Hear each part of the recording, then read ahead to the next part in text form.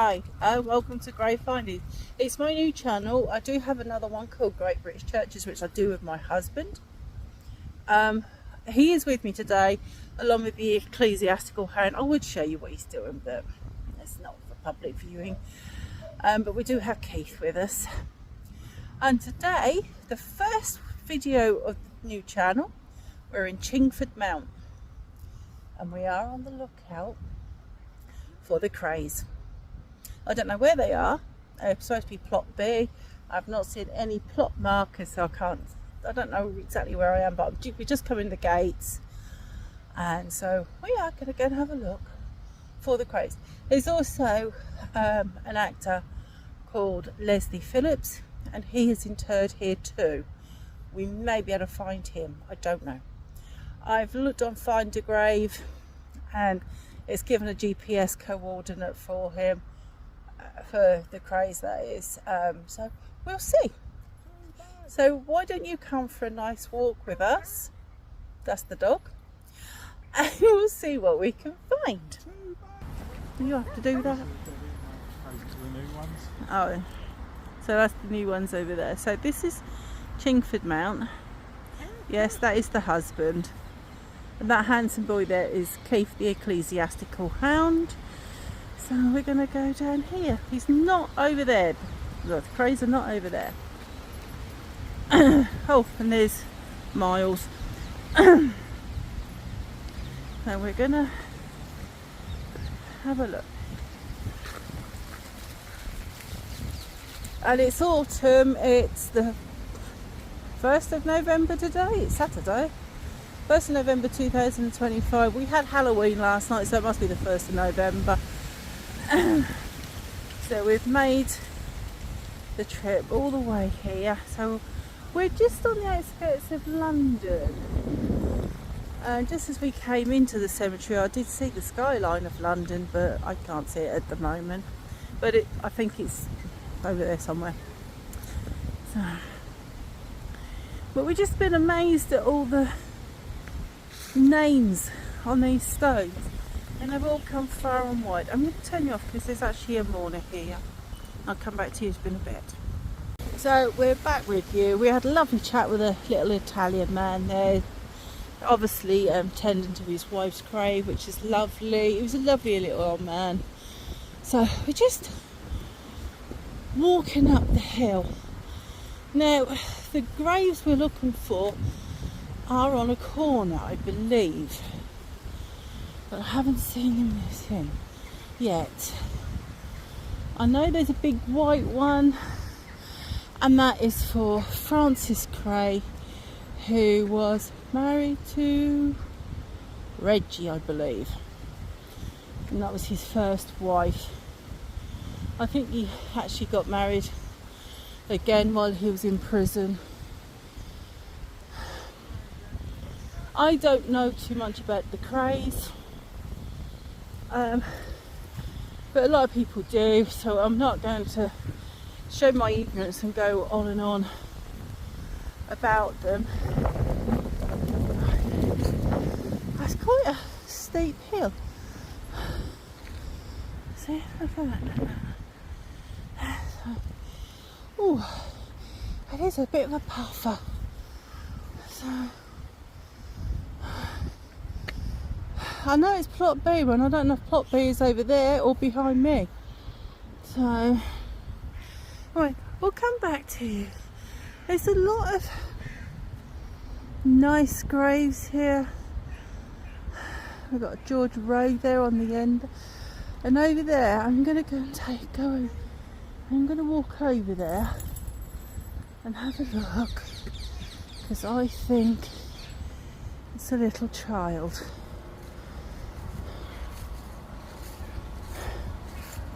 I like coming to places like this because I think that if I visit, there might be people who can't visit anymore because there's no one alive.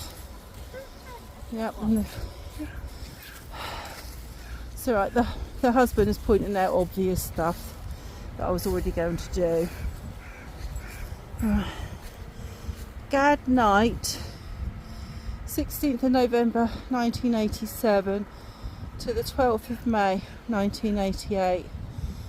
That is 9 days after my daughter's birthday when this child died. What does it say? Something we will never fade. I miss you each and every day. The joy you brought are now memories that will always and forever stay with me. Here you rest and now you sleep. There will always be a place in my heart where you will always be. That is beautiful. Obviously a little child, 6 months old. Yeah.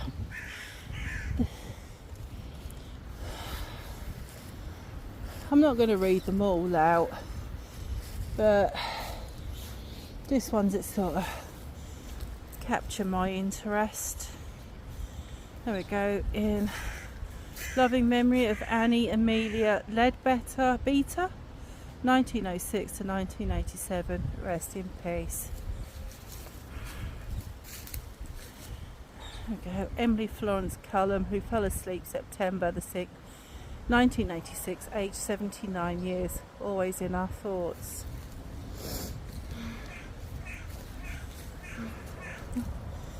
I'll try and walk slowly past so you can pause the video if there's anything that sort of grabs your attention.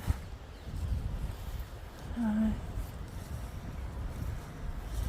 don't know, there'll be stones that just sort of leap out, attack me for no particular reason. Like I can see one up here, I don't know why. There's one there with a little dove on. They're facing the other way, and I try not to walk on where I think they're laid to rest, so I'll try and walk down the middle. But this one here, cherished memories of Alfred George Mann, 3rd of April 1916 to the 20th of September 1986, and Kate Hester Mann, 17th of August 1913 to the 13th of June 2011. Loving mum and dad, nan and granddad. Like falling leaves, the days go by, but love and memories never die. Together forever. God bless you both. It's beautiful. And it isn't just the new ones that pique my interest, the old ones do as well.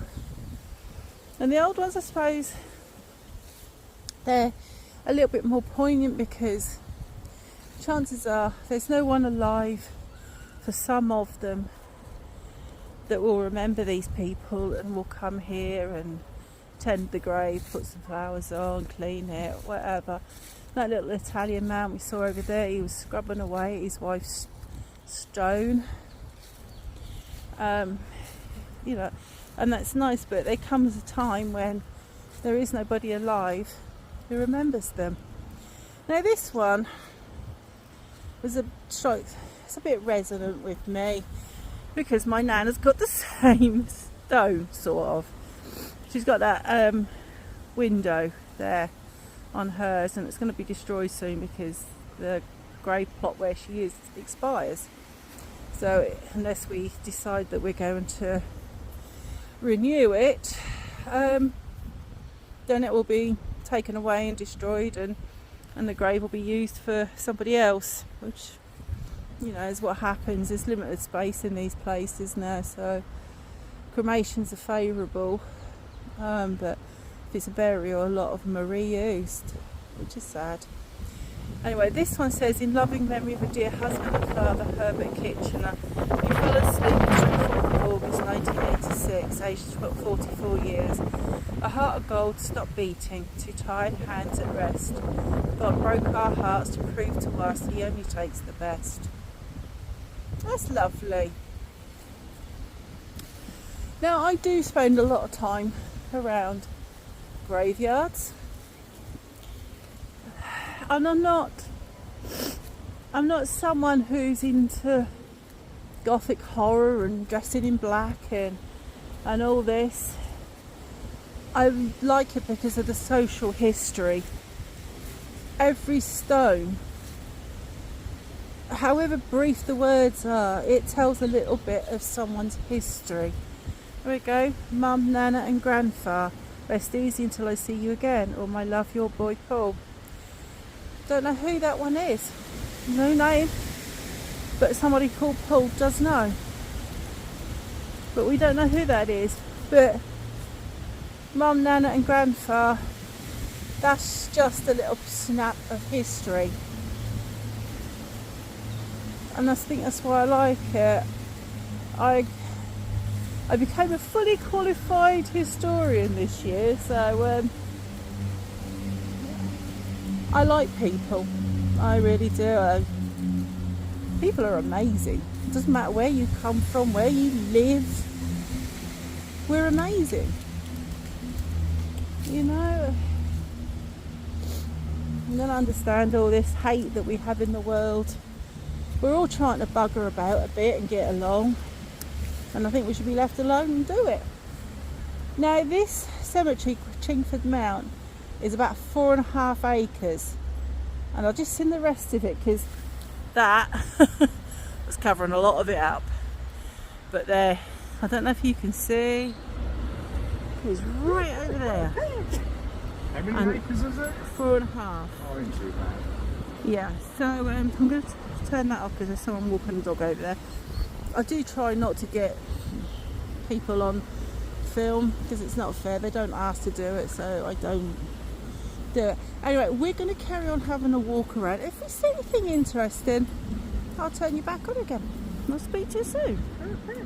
Right, as we've just been walking around because we really don't know where the Krays are here. I put the coordinates in and it says east and then it says west, and I think we're just going to walk around. But look at this, look. I think it's Greek. Demetria must be Greek. And it's got a little, a little hutch. Someone hopefully on here who's Greek will probably know what the importance of that is. But that's quite nice, I like that. There's a little book there. You know, and there's a lot of trinkets. I don't know. Can anyone tell me what these little oblong holes are for? Is that to put posts in to hold chains or a fence? I don't know. If someone can tell me, that would be very interesting to know. And it's got a little silver cross at the top there. That's rather nice. Right, we're now going to follow the whole man and the ecclesiastical hound. I don't know how long it's going to take us to find these graves. Who knows?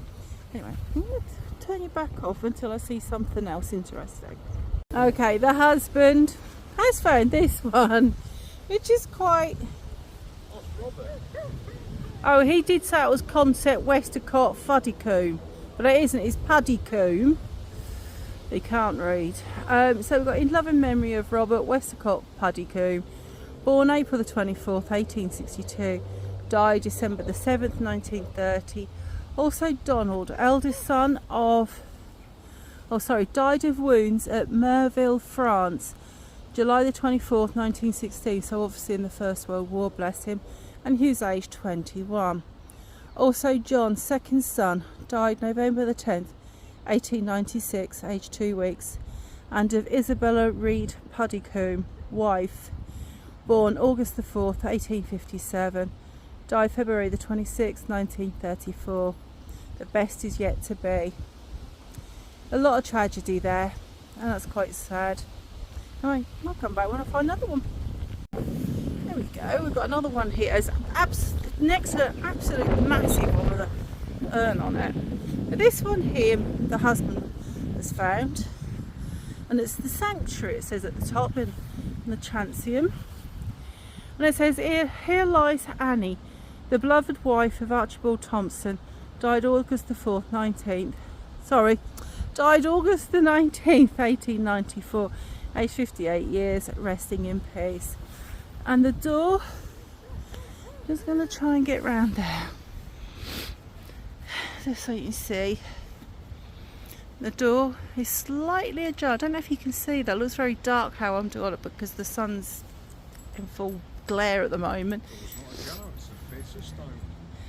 So there we go, that's that one. And it's got quite a nice skirt around it with there's something written on the footstone. I don't know if you're able to see that. Sometimes the camera can pick it up, whereas my eyes can't. But there we go, there's something there. So we're going to carry on. Oh, there's a car coming. That was an attempt lost, wasn't it? Right, so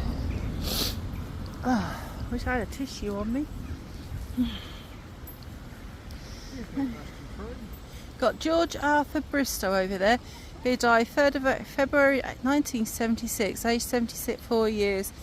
Also Eileen Teresa Margaret, beloved wife of the above, who died 21st of August 1977, aged 78, reunited. When I see something where a husband and wife die that quickly, I always think they can't live without each other. I might be wrong, but that's just my romantic, fanciful nature, I suppose. Yes, you could. That wasn't very nice, was it? I was trying to be funny for your video. Okay, so we've got here. I can't read the first name on that one. Is that getting Can you control your hound, please? Right. John William Tripe. I'm only picking it out because of the name Tripe. It always makes me smile. But he was a medical officer of health for Hackney. He died April the 7th, 1892, aged 71 years. I am the resurrection and the life. Also his beloved wife, Grace Tripe, G's called, who died March the 15th, 1901, aged 60 years. Also John Henry, I'm not reading all them initials out, only son of the above, who died November the 4th, 1913, aged 28 years. The family grave of John William and Grace Tripe. So there you go, and I'll come back to you when I find another interesting one. I mentioned that these graves to me interest me because they're a little snapshot of someone's history. Sorry about that. And this is exactly what I mean. Now this one is James Spicer of Woodford. So they've put down where he came from, where he lived, or where he was born, or where he died. I don't know, but he's got a connection to Woodford. And he was born May the 4th, 1907, died January the 23rd, 1888. Because I live, ye shall live also. So there you go. That to me, it's just that little snapshot of history. And this one here is as well. It's got, I suppose it's got the family tree on it in a way. You've got, I can't say it, in memory of Ella Jane Whitton. Can't say. Employed? Would that be employed? Beloved and loving wife of John Scarlett Duncan of Highgate. So again, it's saying where they come from. Formerly of Durban, Natal. Again, you know, it's telling you where they come from again, where they've been. There's their journey there, Durban and Natal, and then on to Highgate, and then you've got born 17th of January 1858, died 27th of March 1890. Also the above, John Scarlett Duncan, who died at Cairnsmore, Purley, Downs, Surrey, born 9th of November 1847, died 27th of December 1914. Come unto me, all ye that labour and are heavy laden, and I will give you rest.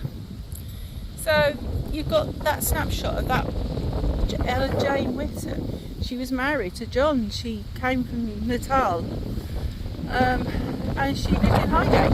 So there you go. Right, we have actually found them. Oh, Paul did. Very keen eyesight. So here we go. This one here is in loving memory of my dear wife Frances Krays, who passed away 7th of June 1967, aged 23 years. If I could write the beauty of your eyes and in fresh numbers number all your graces, the age to come would say, this poet lies. Such heavenly touches never touched earthly faces. Now was she the wife of Reggie? Yeah. Yeah. So there you go. There's another one there, Gary Charles Cray. There is a reason why he's there. Yeah. Yeah, and then, sorry, I keep pointing at the ground. And then here we've got, in loving memory of our dear mum and dad, Violet Cray, who passed away 4th of August 1982, aged 72 years. Charles David Cray, who passed away 8th of March 1983, aged 75 years. May you both rest peacefully, and our love and memories are always with you. May God bless you both. And then there's Charlie Cray there. He's right behind Francis Cray. And it's rest in peace. He's got a lovely picture of him smiling. Charles James Cray, born 9th of July 1927. I do apologise about the greyhound. Died 4th of April 2000. A much loved father and friend, now reunited with his son Gary and family. You are sadly missed by Diane and all of your dear friends. God bless you, Charlie. May the eternal light shine upon you. And then, of course, we have these boys. No, someone's put stickers on it. I don't know why. It's very well tended. There's a lot of flowers here. So it's in loving memory. Ronald Cray, born 24th of October 1933, died the 17th of March 1995. And then we've got Reginald Cray, born 24th of October 1933. Died the 1st of October 2000. Grant them eternal rest, O Lord, and let perpetual light shine on them. Now, I did do a little bit of reading. I do not profess to know about the Cray. Oh, hang on. The husband is sitting on it. So we've got a bench here to the Cray family. May you all be at peace. From Judy. I don't know who Judy is, but I expect somebody out there knows. No, good on you. Oh, I'm going to sit here for a minute. He always points that out when I've sat down. Right, so the big one there, that one there, Francis Cray. There is a story, and I pointed out the stone there, and that's the Gary Cray. Now Gary Cray is Charlie Cray's son.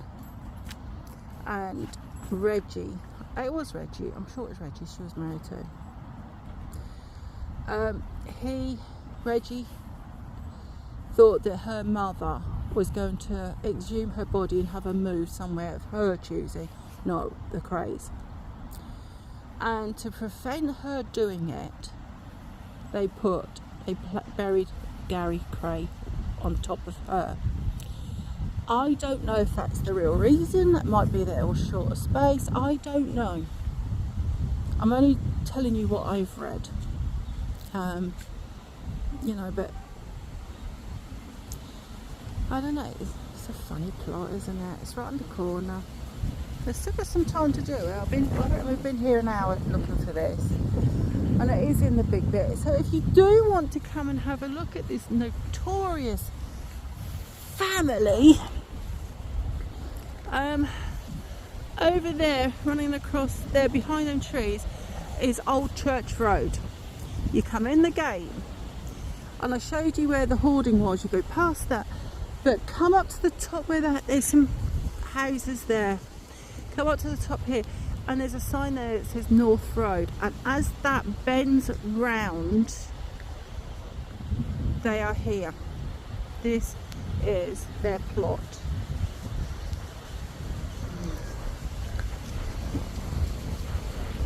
See, so you've got Frances there. Obviously, you know, she's got the bigger stone there. They reckon when she died in 1967, it cost Reggie, I'm sure it's Reggie she was married to. If it's not, I do apologise. It cost him £2,000, which in today's money is £30,000. So she would have had a real big funeral. And then you've got Violet next to her. And I suppose Charles David Cray is their dad. I do not know about the Kray family. You know, I know bits and pieces, but not all of it. I know Charlie, who's behind Francis, is their brother, and that's the twins there. I would imagine that Charles David Kray is the dad. But like I say, I don't know too much. Only what I've seen watching films like Legend with Tom Hardy. He's still my beating heart. So yeah, that's the Krays. There is a post here with another road. That is Remembrance Walk. Where am I? There. And North Road. So if you come in here, go in the gate at the bottom, walk up to the top, and then walk right along all the houses, and you will come to this corner, and that is where they're buried. Like I say, it took us nearly an hour to find this, so you know. Anyway, if I see anything else on our way out, I'll come back to you. It's one heck of a grave, isn't it? That is a massive grave, and it literally, there's a few steps down from the Krays. That's what, Paul? It's got like ceramic bricks at the bottom. Yeah, and it's got crazy paven tiles or something at the top there. It is huge. How wide do you think that would be? That's 6 foot? probably near 8, I would say. Do I lay down and have a look? No, I don't. It's massive. Laying down the cemeteries, sort of, there's a time for that, and that's what I hope for not. You don't want to be buried in a cemetery. You want to be roped up in a bit of carpet and put by a transport calf in a container. Yeah. So anyway, this one is in ever-loving memory of our darling Ruby, beloved younger daughter of H and S.J. Darby, who fell asleep 8th of July 1933, aged 18 years. Forever dear one to all our hearts dear, still dear, or shall we bathe the memory with a tear? Short was thy life, but long will that be thy rest. God called thee from us soon, because he thought it best. And then we've got also Sarah Jane, dearly beloved wife of Horace Darby, a much treasured mother of above, who was called home on the 27th of May 1961, aged 83 years, until we meet again. And Horace, who departed this life 29th of December 1961, aged 84 years, sadly missed but reunited with his loved ones. And then, I don't know if you can make that out, on the footstone there it says the family grave of H and S J Darby. That's beautiful. Now there's a little group here I think is quite, I don't know, this one just looks like it's been shaped out of a bit of rough stones. Very clever. It's got those lovely flowers down there, they're all 3D, and that is in ever loving memory of my dearly beloved, my dearly loved husband. I've got a car coming around, Fred Vickers Nisbet, who was called to rest 2nd of October 1924, aged 55 years. To live in hearts we leave behind is not to die whatsoever by hand. I can't read it. I might. So there you go. And then we've got the family vault of Catherine Agnes Bass. But I can't read what it says up there. It's too faint. But the angels here, I don't know.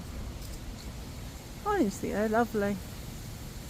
I can't read that. That's Christina Brown and Benjamin Brown. It smells scampy. Oh, is there a greyhound up there, I think. And then this one here is Marjorie Kathleen, dearly beloved. I don't know what that says. It's not mother, and dearly beloved and only child of J.L.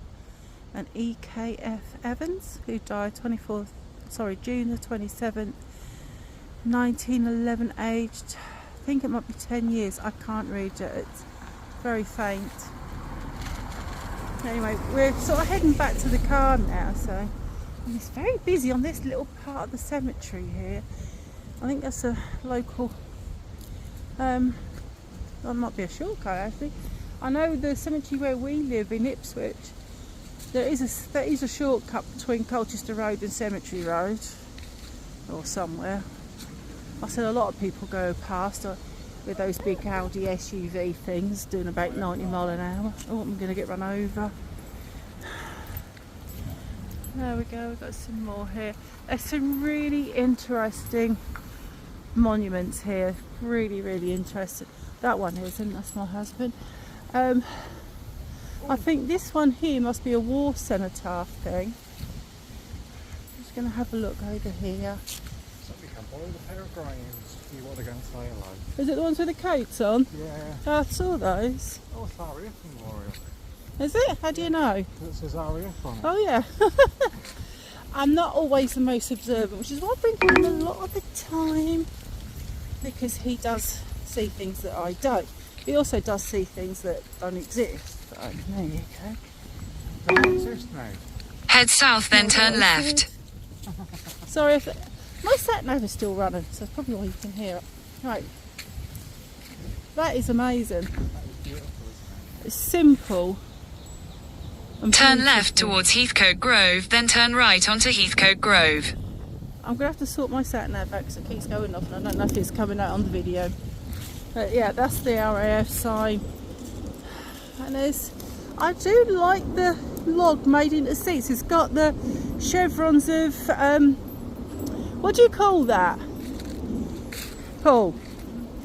The chevrons, you call that a mark Yeah, of... that's corporal sergeant, I think. Or was the single one private? That wasn't quite what I was asking you, but never mind, you get the idea, it's those. Yeah.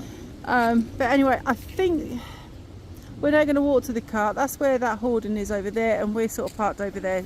Somewhere. So somewhere over there. So we're going to head that way. Okay, I'm just walking up here. We haven't made it to the car yet. It's probably about another 3 miles. I don't know. It's not a very big cemetery. It's only about 4 acres. The one in Ipswich, where I come from, is 62.5 acres, I think. But look at that one. This one is massive. Beautiful, though, isn't it? Yes, Christos S. I'm not going to embarrass myself trying to pronounce that, and I do apologise. But we've got the date of birth, the 29th of June 1963, who died 28th of February 1991. So what was he? Not even 30, 28. Our beloved son and brother, deeply loved, and you'll be sadly missed. You are in our hearts forever. I can't read Greek. Hopefully someone on there can, and they'll translate that for me. Then we've got Christos Antonis. He might be his dad. Died the 14th of December 1972. That's my dad's birthday. Aged 59. And Daphne Christo. Died 14th of the 12th 1972. Aged 57. Yeah. Strange that he died. Wonder if that was something like a car accident or something. Makes you wonder, yeah. Yeah, that's sad. And then on the here it says, a rose once grew where all could see, sheltered beside a garden wall, and as the days passed swiftly by, it spread its branches straight and tall. One day a beam of light shone through, and a crevice that had opened wide. The rose bent gently towards its warmth and then passed beyond to the other side. Now you who deeply feel its loss, be comforted. The rose blooms there, its beauty even greater now, nurtured by God's own loving care. And I've got in loving memory of a dear father and mother, sadly missed by all the family. And then we've got, can you move him? He's going to do something unpleasant there in a minute. So, I am the resurrection and the life, he that believeth in me, though he were dead, yet shall he live. I've got to start reading this through the phone. And whosoever liveth, believeth in me, shall never die. Can't follow me, I've found Keith Harris's grave. So I think that's probably going to be the oh, hang on, I thought that was going to be the last. It's the trouble when you walk around these places, you always see something else. You just think that's going to be the last one, and it never is. So we're just going to have an amble. I'll try not to show you the pins. Oh, and there's a lady there, so I'll try not to put her on. So what have we got over there? Arthur George Oh. He always stands, doesn't he, in the perfect place. He makes a better door than a window. Right, anyway. Okay, so that one there, I don't know what the emblem is. I think it's just a heart. In ever loving memory of a dear husband and father, Arthur George Highfield, who passed away December the 28th, 1965, is it? Or was it 1956? 1955, I believe. Aged 69 years, rest in peace. Also Stanley Aubrey John Richards, son-in-law of the above, who fell asleep November the 21st, 1960, aged 50 years. So we've got some more big ones here. And this is something I found in London cemeteries especially. I mean, where I live, we don't have that big slab like that. We're more likely to have something like this.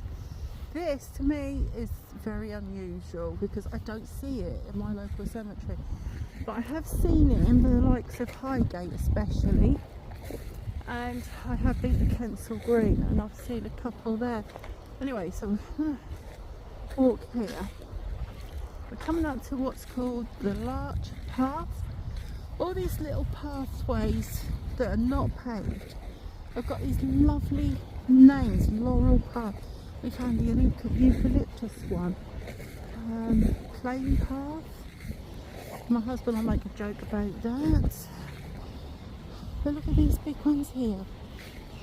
See, we don't have anything this big coming up here. I've got to be careful because there's a lady walking.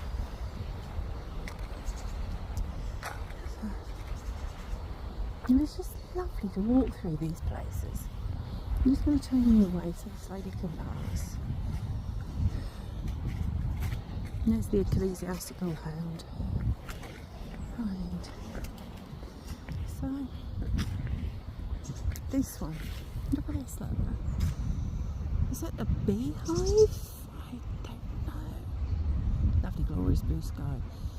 But I don't know what that's supposed to be. And there's another one there.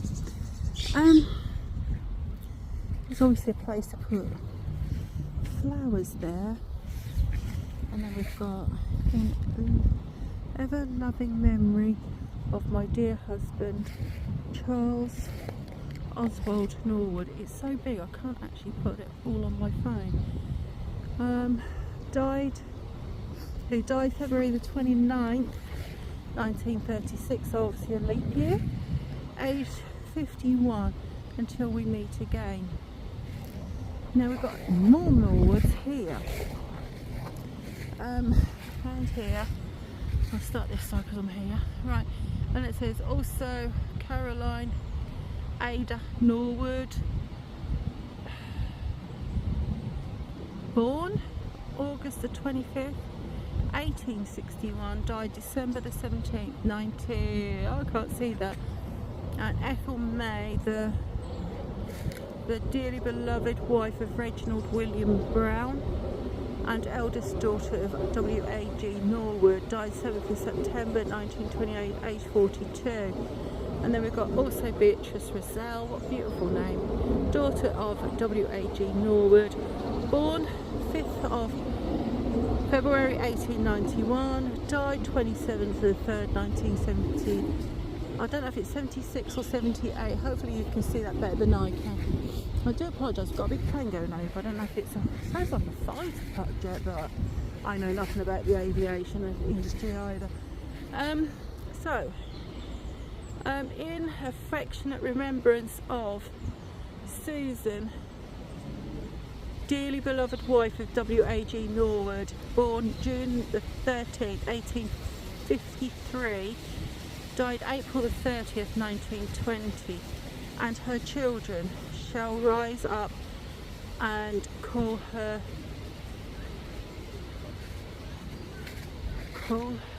blessed. Blessed them.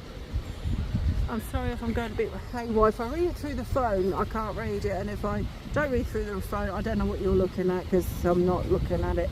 And Violet Caroline 30th of November 94, youngest daughter aged 88, and William Ambrose Charles Norwood, born November 22nd, 1855, died March 9th, 1937. Life's work well done, no cometh rest.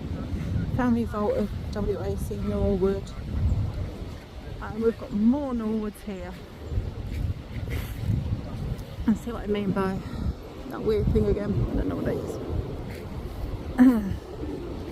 So we've got in loving memory of Oswald T.J.W. Norwood, born January the 29th, 1858, died February 23rd, 1933, aged 75 years, always in our thoughts.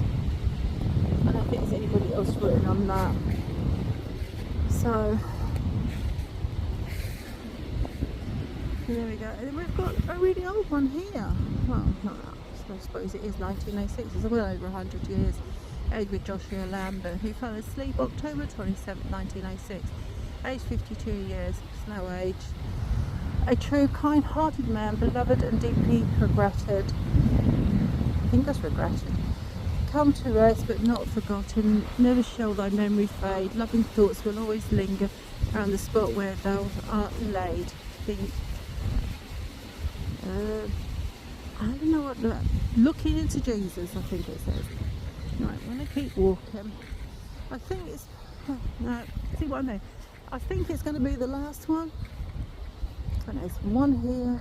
It's an angel, and I love an angel on the gravestone. I don't know why. I never think that I'm particularly spiritual or religious, except on a Thursday morning when I'm getting weighed. But people tell me I've got religion in me. I don't know. It's never been proved or disproved if there's an existence. I'm going to keep an open mind, but there we go. And that's going to be the last one. Oh, apart from this angel over here. I've got to be quiet because there's people walking dogs. Just have a look in there. I just love old cemeteries. Every one of these stones is a piece of history, whether it's their history or our history or whatever. It's we love you, you'll never be forgotten, isn't it? And that's what it's about. This poor angel's suffered. I think she would have had a hand up in the air, but she has suffered. She's missing a limb, bless her. I can't, it's in loving memory.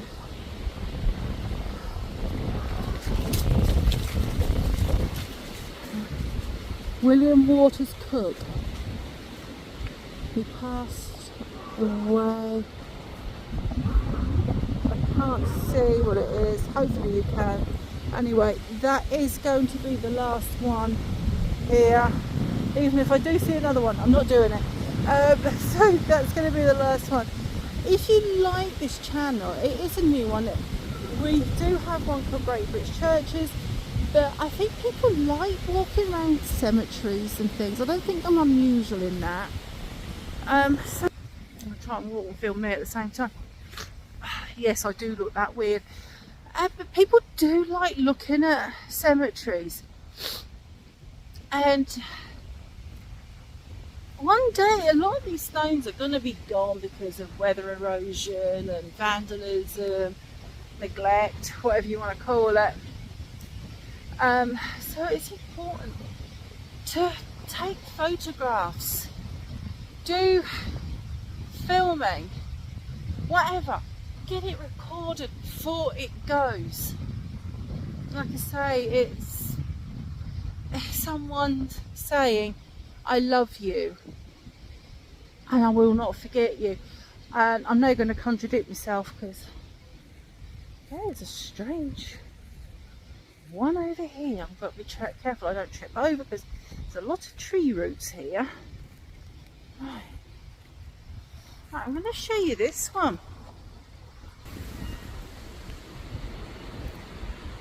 It was the picture that got me. I thought it was a jail cell, if I'm honest. I'll try and get nearer. So, it says, in loving memory of our dear mother, Louise Jane Tutton, who fell asleep 10th of January 1971, aged 77 years, until we meet again. But it's that picture, I don't think you see it for the sun.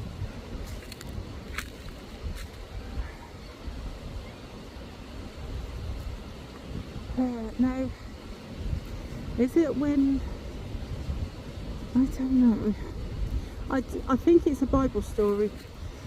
I used to study the Bible when I was a kid at Sunday school. I think there was something about Jesus when he was crucified, he was put in a cave. It might be what that is. Who knows? Anyway, that is definitely going to be the last one for the day. So, there's my husband with the ecclesiastical greyhound, and this is Great Findings. I hope you enjoyed this video. It's probably a long one for the first one, but I do get engrossed and I do apologise. But anyway, if you like this video, please subscribe to it. It would make my day if I got a subscriber. It makes my day on the other channel, and I haven't got many. I think I've got 72 or something subscribers, so not many. I call it exclusive. I don't want this one to be exclusive. I want people to shout about it and go, oh yeah, have a look. But I do a lot of photographs for a website called Find a Grave. I get requests for people who want me to look for people in my local cemetery, and they come from Arizona or Australia or somewhere, so obviously they can't just get on the bus and go and have a look for themselves. So I'm always going around a graveyard, and I'm going to try and record as many as I possibly can. But you can see just from the sheer volume of stone here how many there are. It would be impossible for one person to do all of this in their lifetime. I know in my local cemetery it's 95,000 people are buried. It's nothing compared to places like Highgate. But yeah, I'm still filming. See, there's more there. I'll just pause that there. I'm not going to read it out, but just hold it there so you can have a look. Anyway, I'm going to sign off. I can see the car. The ecclesiastical hound is whining. Yeah. Aren't you, Keithy? And I found Keith Harrison's driving us over here near Jack the Chain. Don't take any notice of him. He tries to spoil everything. Yeah, so like I said, there is Leslie Phillips buried in here, but we actually come here to do the Krays. So please film it. Come in, go find him. There was also someone who had a toy museum and a toy shop. I don't know who it is. I think it was something called Pollock. People will probably know who that is. I don't. Never heard of him. So there's not that many famous people here, but I suppose the most famous are the Krays. But anyway, it's a goodbye from me, and from James Cecil Stanway and Ethel Maud Stanway. Goodbye.